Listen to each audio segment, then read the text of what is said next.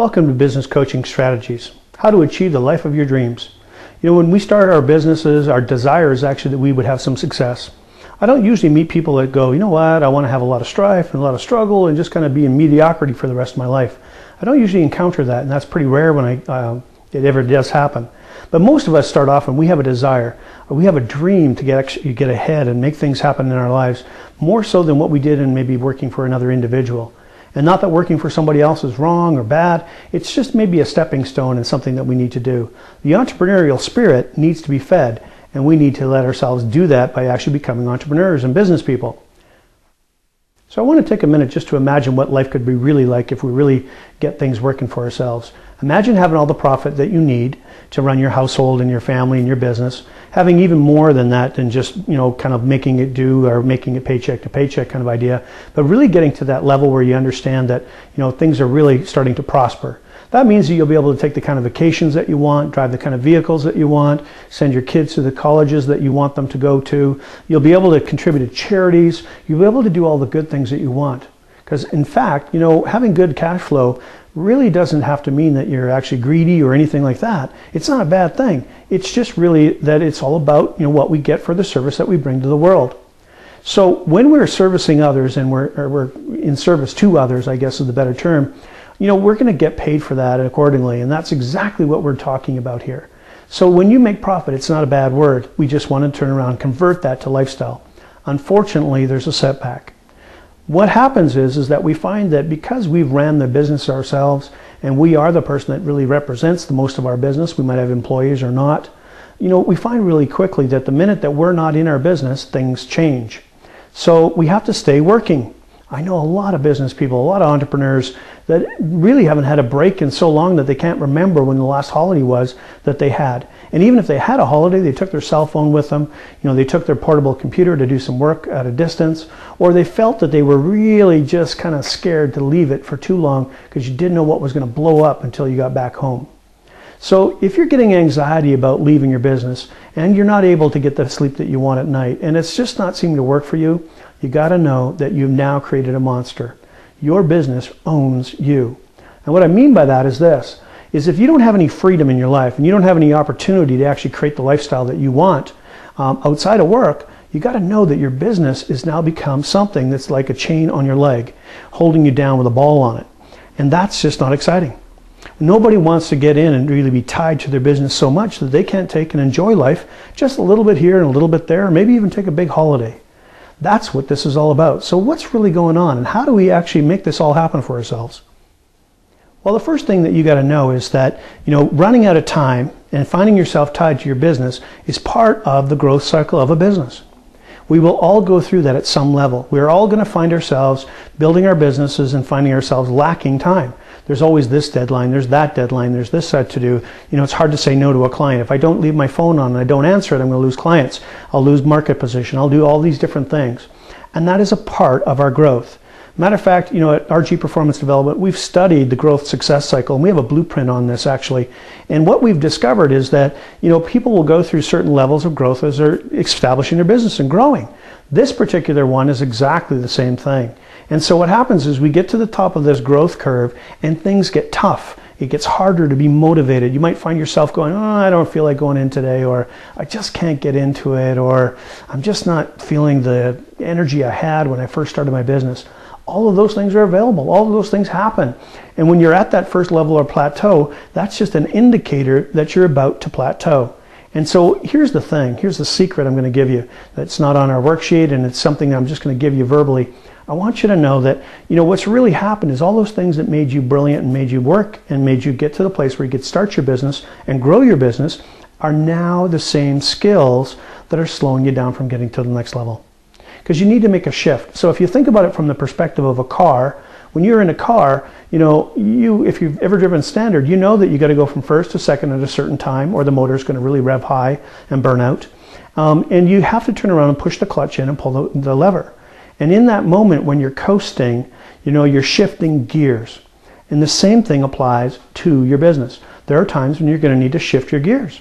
And how do you shift gears in your business? Well, you got to take a look at all your systems and all the way you do things and all your processes and all your people, and you have to make some adjustments in about the way that they do. things and the way you do things so that you can actually get more productivity out of the same types of environment. It takes a little time, and it's small changes, small changes, small changes. In fact, our coaching clients, when we're making those small changes to help them shift from one gear to another, they'll go 9 months, maybe 18 months in their business, and then all of a sudden they're going to have what we call a breakout. A breakout is nothing more than those moments in time where everything seems to click and your volume just skyrockets up. It just kind of goes whoosh, right out through the ceiling. And that's exactly what we're talking about. And it seems like it just happened overnight, but it really didn't. It started many, many months before, and it all started with one little thing at a time that we start to shift and change. So the same thing applies in business as it does in real life. We've got to be able to make those shifts. And if you don't, you're going to find yourself revving really hard, working really hard, staying stuck, feeling kind of, not really moving forward. Life's not going to be as rewarding as it really, should be or could be or you want it to be.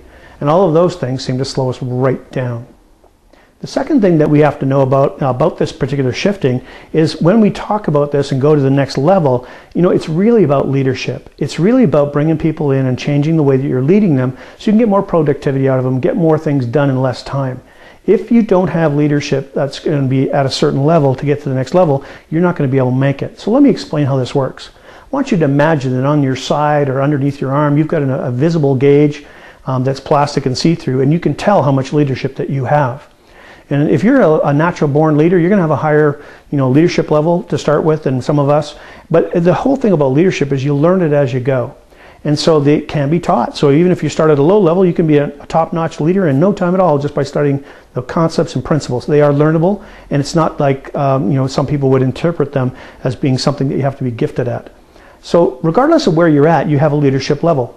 So if you're a 4 out of 10 leader, you got to know that people that are 5 out of 10 or 6 out of 10 don't really want to talk to you. They won't talk to you in the sense of, they won't treat you bad, but they're just going to probably not want to, take your leadership and follow you. So if you're in the sales cycle, that's a bad thing. If you're actually a leading person in your office or in your environment or your business, you're going to find that people that are attracted to your company are going to be at a lower level than you because they're looking for somebody to lead them. And that's exactly how this works. So if you're a 7 leader, expect that you're going to get 6 people, and that's fine. You're not going to keep a 9 or a 10 around very long before they're going to find themselves very frustrated, not able to move forward, and there's going to be some disconnects. And we always want to challenge our leadership because our leadership actually helps us develop a bigger business. Frequently, because I work on sales so much, I'll get somebody that says to me, you know what, Rich, I want to get a higher end client. I've got a good base of clients right now, but I think I'd like to get to the next level, which is a higher end client, somebody with more disposable income or maybe a higher end purchasing capability. And the first thing I tell them is that we got to work on their leadership. And the minute that we start working on their leadership and they start to understand the simple principles, bingo, they're at the next level. And it just happens overnight, it seems like, but it doesn't. It takes that 9 months or so for it all to kick in, but boy, are they ever excited when it does. And so that's the thing that we have to understand. You have to work on your leadership levels. It has to be something that you're thinking about at all times. Because if you've got 2 or 3 people that look up to you, you're a leader. And that's the end of it. You may be a manager, supervisor, but you got to think about it from a leadership perspective. How can you motivate? How can you inspire? How can you bring out the best in other people? And leadership in its own course is really just the master of being a coach. And so the joy of being a coach, and for me, is also being the joy of being a leader. And that's the thing that we're looking for you in this particular level. So you may want to ask yourself, where do I find my leadership? You may want to take a leadership assessment. You may want to have somebody talk to you about that so you can understand what that looks like. There are some simple skills you can learn, of course, and there's all kinds of information, of course, that you can get on that. But think about it from that perspective of raising up your leadership. Now, the possible third thing that we need to bring up when it comes to making this shift is really simple. You don't do it overnight, so you're going to need a plan, and I call it a transition plan. And when you're making a transition plan to go from first to second gear in your business, you got to know that you're going to have to consider what you're going to have to let go of, and you're also going to have to get very, very clear about what you're going to need to move into. So that's very important in your transition plan. And that can be the types of people that you bring in, that can be the types of systems that you use to support your business, and those types of things, and how you're going to implement them. If you've got a number of people in your office and you try and make a small change, you're going to find that there's going to be some resistance to change, and you have to have a plan around how you deal with that resistance to change.